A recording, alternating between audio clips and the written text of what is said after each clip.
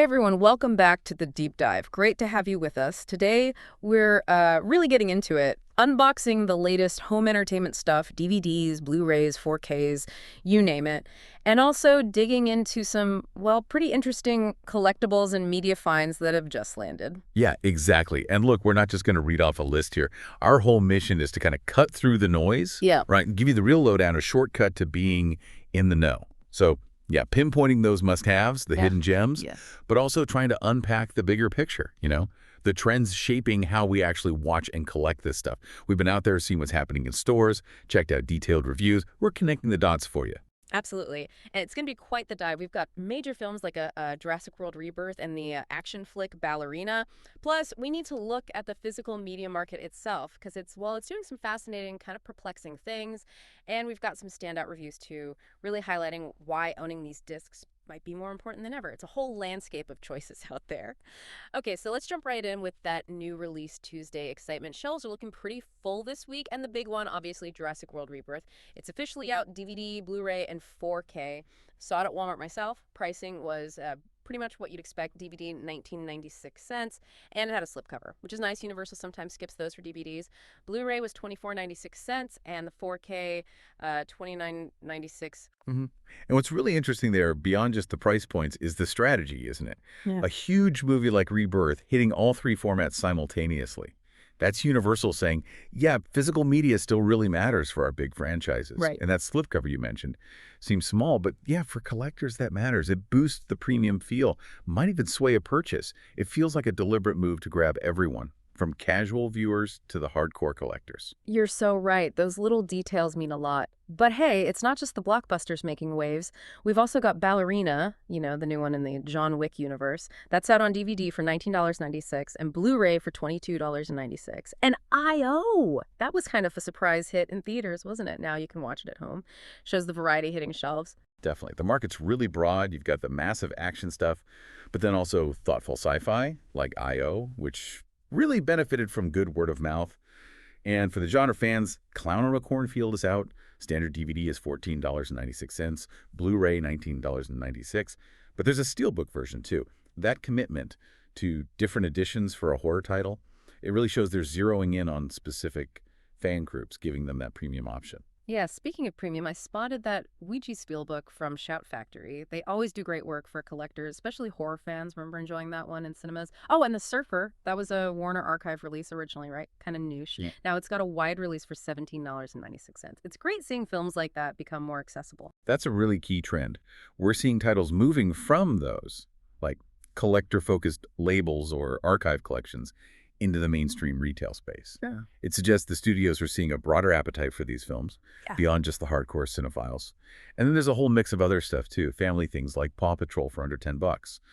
New seasons like Dark Winds Season 3, The Chosen, even some titles I wasn't immediately familiar with, like Yukazumaki at $24.96. Yeah. Just shows the sheer volume of content out there. And physical media is still a discovery path for a lot of it. For sure. Big budget, niche horror, family stuff. The physical market is definitely diverse. But it's not just what's on the shelves changing, is it? The whole retail environment where we actually find this stuff, that's shifting too. Oh, absolutely. Connecting this to the bigger picture, the physical retail scene, especially the big stores like Target, it's really transforming. I've noticed those bargain sections, the $1, $3, $5 spots, they're kind of vanishing. And those circular discount signs, gone. Yeah. Now, that's not just about missing a cheap movie find. Those zones were huge for impulse buys, right? Discovering older stuff or niche things you wouldn't search for online, their disappearance signals a real shift by retailers, focusing more on curated, maybe higher-priced items. It pushes budget hunting and discovery more online. That's a huge point. It feels like the shelves themselves are becoming more selective, maybe, and it's hitting other media too. Magazines, like you mentioned, In Touch, seems it's gone online only now. The Inquirer is harder to track down in print. That quick browse discovery is changing. And books too. I've noticed the sections seem narrower, more focused on just the big bestsellers. Less room for stumbling onto something unexpected. Exactly. It really narrows that window for serendipity. And speaking of physical things, let's pivot to action figures and collectibles. That world is seeing some really interesting and sometimes confusing changes. The big thing is price hikes, huge ones. I mean, figures that were maybe $24 are suddenly popping up at $31.49. Even smaller things, like some of the Simpsons figures, seem to have crept up $1 or $2. It's kind of shocking, isn't it? What do you think that does to collectors? Is there a breaking point? How much more can people take before they just stop buying? Is it inflation or something else? That is the million-dollar question right now. It's probably a mix. Inflation is definitely part of it. Manufacturing, shipping, all that costs more. But there's also, I think, this increasing premiumization of collectibles. Limited runs, store exclusives, the whole secondary market hype. Right. It can all inflate the perceived value. We're kind of new territory here. Small price bumps, collectors usually absorb those. But jumping almost 30% on some lines, that's tough for someone trying to complete a set. We might see people get way more selective, maybe only chasing their absolute grails, or maybe even dropping out of collecting certain lines altogether. The barrier's getting higher. So it's not just the initial price, it's the long-term commitment feeling overwhelming, maybe pushing people to be pickier. And then some stuff is just hard to find, period. Like that X-Men 97 figure people are hunting for. It shows up, then vanishes. And the Fantastic Four thing figure from that same wave, another tricky one to track down, it really becomes a hunt. And that hunt dynamic is, ironically, part of the appeal for a lot of collectors, right? Scarcity makes the find feel like an achievement. It also fuels that secondary market we mentioned, where prices can go crazy, which then reinforces the idea that these things are valuable. It's a tricky balancing act for the companies. Create excitement, but don't frustrate your base too much. There's a whole ecosystem, yeah. Now, beyond those hot new figures, I also saw a bunch of the new Ben Cooper horror masks are out. They had Arthur the Clown, Leatherface, Saw, which is actually easy to miss if you're not looking closely, and Terrifier. Kind of taps into that classic Halloween vibe, doesn't it? I'm still holding out for the Pee-wee and ALF ones they announced. Oh yeah, that's smart marketing. Mixing classic horror icons with that retro pop culture nostalgia, Pee-wee, ALF, that really hits a sweet spot. It pulls in longtime horror fans and people who just appreciate those cultural touchstones. Shows how collectibles keep finding new ways to repackage familiar, beloved ideas. And then you get the really rare finds. Like I stumbled across the Homer Simpson free horror figure, the King Kong parody one, at GameStop. Apparently, it's super hard to find a GameStop exclusive.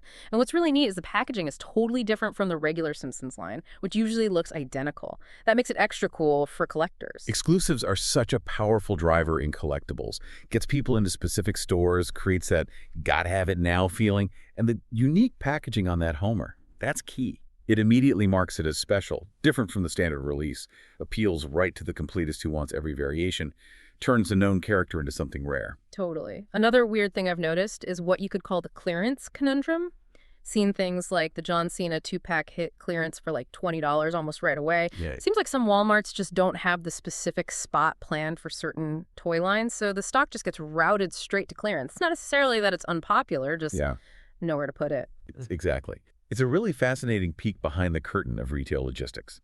An item landing in clearance isn't always about sales numbers. Sometimes it's literally just shelf space limitations or inconsistent planograms between stores. But that then messes with how people perceive the item's value, right?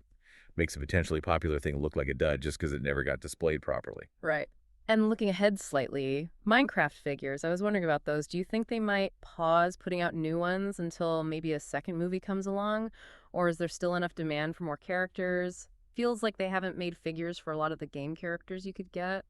Maybe they're waiting. That's a sharp observation. With licensed stuff like Minecraft, which spans games and movies, product waves often tie into big events, a movie release, a major game update. So yeah, it's actually pretty likely we'll see a bit of a lull in new figures until there's solid news about a second movie.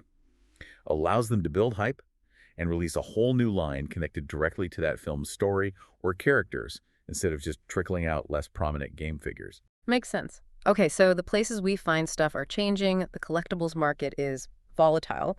Let's shift gears now to some standout reviews. And let's start with one that's, well, it's a personal top favorite of mine. But I'm a cheerleader. You've got Natasha Lyonne's character sent off to this rehab camp for gay teens. But the film's message is so pro-positive, it absolutely skewers those kinds of harmful places. Doesn't make them look good at all. And what's so powerful about that film is its enduring relevance, isn't it? Even though it came out years ago, tackling serious issues with such sharp humor and, heart. And its history with the MPA, getting that initial NC-17, that just highlights how edgy and challenging it was for its time. The director, Jamie Babbitt, has talked about that struggle, that it survived and we have director's cuts is amazing. Yeah. Totally. And the physical release is packed with great stuff. A chat with the director, a class reunion, featurette, commentary. It really adds layers. Plus, the cast. Natasha Lyonne, Clea Duvall, RuPaul, Kathy Moriarty, and tons of cameos. Just a brilliant film. Must watch for the message and the style. Okay, switching gears a bit. Clown in a Cornfield. This one's just great, really fun horror comedy. It got quite a bit of buzz, even have a Comic-Con photo op set up. Plot simple. Dad and daughter move to this small town. History of killer clowns. Everyone's, well, a little off. These kinds of, you could call them elevated genre films. They're really interesting, mixing scares with social commentary and, like you said, dark humor. And the physical release, again, that cool 4K steelbook with magnetic bits. It just shows how presentation matters for fans. Turns a fun movie into a proper collectible. And then the big blockbuster follow-up, Jurassic World. Rebirth. It's a standalone story, new characters led by Scarlett Johansson. They go back to the island where the original research started, looking for DNA from some crossbreed dino. It's a fun, action-heavy ride. And packed with extras too, deleted scenes, alternate opening, making of doc, all the good stuff. Yeah, Rebirth fits that blockbuster mold perfectly, relying on the established universe, the built-in fan base. And for these huge studio films, the physical release with all those extras is absolutely key. It's not just about watching the film again. It's about the experience, diving into how it was made, seeing cutscenes, feeling more connected to the whole thing. That's a big reason people still buy the disc for their favorite blockbusters. Definitely. Now, here's something that really drives home why physical media is so vital. The Huckleberry Hound Show. Complete original series. I grew up on Hanna-Barbera, so there's huge nostalgia here. But more importantly, physical releases are becoming, well, essential, aren't they? Streaming services keep removing older shows. Powerpuff Girls is one example. Sometimes stuff just vanishes. It gets harder and harder to find or impossible. This is such a critical point, and it ties right back to the changing media landscape we were discussing. That idea of a permanent streaming library, it's kind of proving to be an illusion. Content comes and goes based on licensing deals. Poof, it's gone. Physical media, that's actual ownership. Preservation. And this Huckleberry Hound set 11 discs on Blu-ray. It's not just the episodes. You've got features like a linguistic masterpiece segment, Hound Speak analyzed by a professor, an interview with the voice actress. That shows a real dedication to archival quality, not just a quick dump. It elevates it. It's cultural preservation, making sure these classics don't just fade away. It's a really strong reminder. Physical media is about curating, preserving, not just consuming. And the good news is, it seems younger audiences are starting to get that too, embracing physical media for its permanence and collectability. Okay, staying with the variety out there, let's quickly flag a few other interesting titles that caught our eye. First, My Dead Friend Zoe. Looks like an interesting take on grief. A woman back from war sees her dead friend like an imaginary friend. Unique premise. Then Consumed, starring Devon Sawa. Looked pretty crazy. Couple camping meets this weird creature-obsessed guy. Sounds like unsettling psychological horror. Also saw The Original Airport is out. The classic disaster flick, right? First of those big cameo fests like Fantasy Island or Love Boat, but with a plane crash. Slice of movie history. And for thriller fans, Night of the Juggler from 1980, James Brolin in a kidnapping movie. Looks like it has tons of commentary and interviews, the kind of deep dive classic film fans love. Seeing full series sets too, like Spencer for Hire, plus new seasons of current hits, White Lotus S3, NCIS S22. Just a ton of stuff. That mix really underscores how physical media serves so many different needs, doesn't it? You've got indie films that might get buried on streaming, cult classics getting proper special editions, and ongoing TV shows people want to own forever. It really speaks to the diverse tastes out there, and thankfully distributors still catering to them. And just briefly, let's touch on streaming, because obviously that's where a lot of discovery happens too. Sometimes you find real gems. Caught Splitsville recently with Dakota Johnson. Interesting movie about an open relationship, exploring those modern dynamics. But I really have to highlight Lurker. Wow, that was such a well-done film about fan obsession. Similar idea to that movie Escape from Tomorrow, maybe, but Lurker just nailed the execution. The tension was incredible. Stars the guy from Saltburn. And it's from the distributor behind The Substance. You know, they put out some really unique, impactful films. That's a perfect example of how streaming and physical can coexist, right? Yeah. We champion the permanence of discs, but streaming is fantastic for getting fresh, often indie, stories out there quickly. Lurker sounds like exactly that, delivering intense, maybe challenging cinema right to your screen. And knowing it's from a distributor known for taking risks, like the one behind The Substance, that signals a certain quality that viewers who are paying attention look for, no matter how they watch it. Absolutely. So from shifting store shelves and wild collectible prices to deep dive reviews and streaming standouts, it's clear the home entertainment world is still incredibly dynamic, full of surprises and offering tons of ways to engage with the stories we love. Which brings us to our final thought for you to chew on as we wrap up this deep dive. We've talked about this huge variety of new releases, the changing collectibles scene, physical media's comeback for preservation, and of course, the constant pull of streaming. What does this whole mix of choices really tell us about our own habits, how we consume stories? And maybe more importantly, how are our preferences? Whether we're buying that pristine 4K disc or streaming that edgy original, how are our choices collectively shaping what entertainment even looks like in the future? Are we pushing towards a more balanced media world or maybe something more fragmented, something to think about?